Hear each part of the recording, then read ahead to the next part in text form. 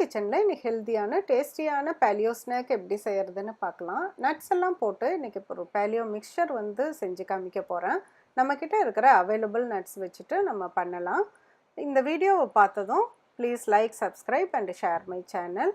Don't forget to press the bell icon. Paleo mixture பண்ணுறதுக்கு நம்ம already processed and roasted almonds 1 cup எடுத்துக்கலாம். இது எப்படி ப்ராசஸ் பண்ணி ரோஸ்ட் பண்ணுறதுன்னு லிங்க் தனியாக போடுறேன். 1/2 கப் வால்நட்ஸ் எடுத்துகிட்டு 1/2 கப் cashewnuts எடுத்துக்கலாம். கொஞ்சம் பிஸ்தா இருந்ததுன்னா ஆட் பண்ணிக்கலாம்.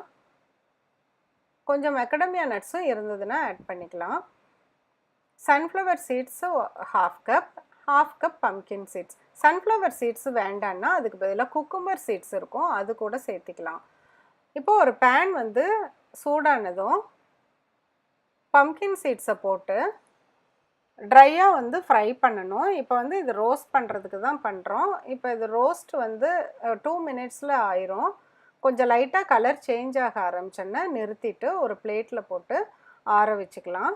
அதுக்கப்புறம் அதே மாதிரி சன்ஃப்ளவர் சீடு இது வேண்டான்னா நம்ம வந்து குக்கும்பர் சீடு யூஸ் பண்ணிக்கலாம். இதுவும் லைட்டாக கலர் சேஞ்ச் ஆகிறப்ப பிளேட்டில் போட்டு ஆற வச்சுக்கலாம்.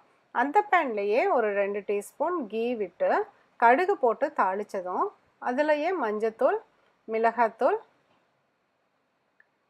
கொஞ்சம் கருவேப்பிலை இது போட்டு நல்லா கிளறிக்கலாம். இப்போ இது கிளறிட்டு நம்ம வச்சுருக்க மீதி நட்ஸ் எல்லாத்தையுமே இது கூட ஆட் பண்ணிக்கலாம். இந்த நட்ஸை ஆட் பண்ணுறது எல்லாமே cashew nuts, walnuts இது எல்லாமே ஆல்ரெடி ரோஸ்டடாக இருக்குது. அதனால் வந்து நான் அப்படியே ஆட் பண்ணுறேன்.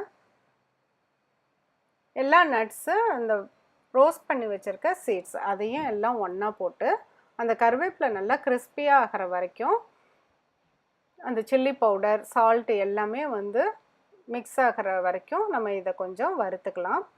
அவ்வளோதான், நம்மளோட பேலியோ ஸ்நாக் சூப்பராக ரெடி ஆயிடுச்சு. இதை செஞ்சு பார்த்துட்டு உங்கள் ஃபீட்பேக்கை கமெண்ட் பாக்ஸில் வந்து சொல்லுங்கள். மீண்டும் ஒரு புதிய ரெசிபியோடு சீக்கிரம் உங்களை மீட் பண்ணுறேன். தேங்க்யூ.